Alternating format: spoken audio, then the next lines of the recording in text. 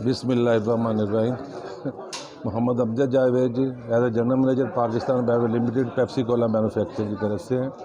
तो बड़ा अच्छा रिस्पांस है माशाल्लाह, बहुत अच्छा सेटअप है देखने में, इन्वायरमेंट के हिसाब से, बिल्डिंग के हिसाब से, और जो इन्होंने प्रेजेंटेबल चीज़ें की हैं इसके हिसाब से, जो कोयटा का कल्चर है उसे भी इन्होंने कोशिश की है इसको बेहतर करने की। और जो थोड़ा बहुत हमने जो फूड लिया है, फूड भी उस मुनासबत से अच्छा एक ट्रेंड है।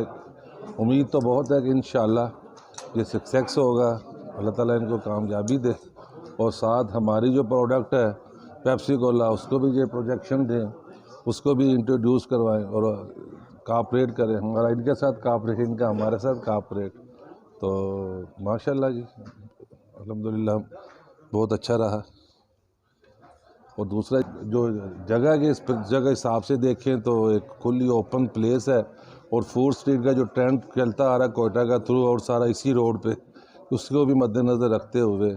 एक अच्छी इन्वेंशन है इनकी। साथ साथ और भी और इनके सेटअप जो बनते जा रहे हैं उसके साथ इंशाल्लाह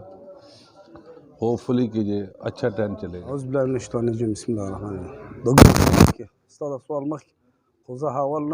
حاجي محمد یسا او زبیر هغه ته مبارکي وایم چې د دې مبارکۍ په محل باندې چې کوم سوال دغه وټلان چې څومره ډیر شي زموږ په دې سیمه کې دا ټیم زموږ د کوټې ښار ډیر تنګ دی، دا یو ډیر ښه فوډ سټریټ جوړ شولو، خلک راوځي صادقه او انجوای هم کوي او ټینګ هم کوي، او بیا دلته ماشاءالله چې ما نن وکتل دا کوم برګر دا شیان چې دي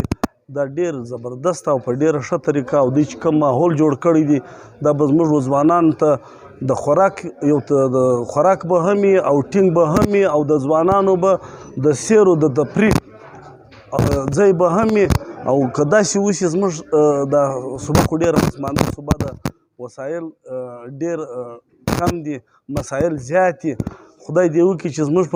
په علاقه کې دغسې د روزګار مواقع پیدا شي، هر یو اپنا مدد اپنا تحت چې دوی کم کارونه کوي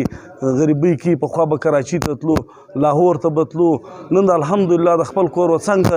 موږ دغسې ښایسته د روزګار مواقع پیدا کړلې او دومره ښایسته ډیکوریشن مې وکړي. زموږ به په دې کې یو خو به ځوانان کار کوي، بل به موږ دا کم چې کاروباریان دي هغه ته به 2 روپۍ پیدا کېږي، او چې هر څونه وټلان ډېر شي انشاءالله تعالی عوام هم ډېر دی. اوس موږ خلک کوم څه شعور راغلی انشاءالله تعالی دا شیان به پخوا خالي په لاهور کې وو، په کراچۍ کې به وو، نن الحمدلله زه چې ورته ګورم ډېر خوند راکوي. زموږ د کوټې والانو ډېر ښه ماحول جوړ کړی دی، ډېر ښایسته ماحول یې جوړ کړی.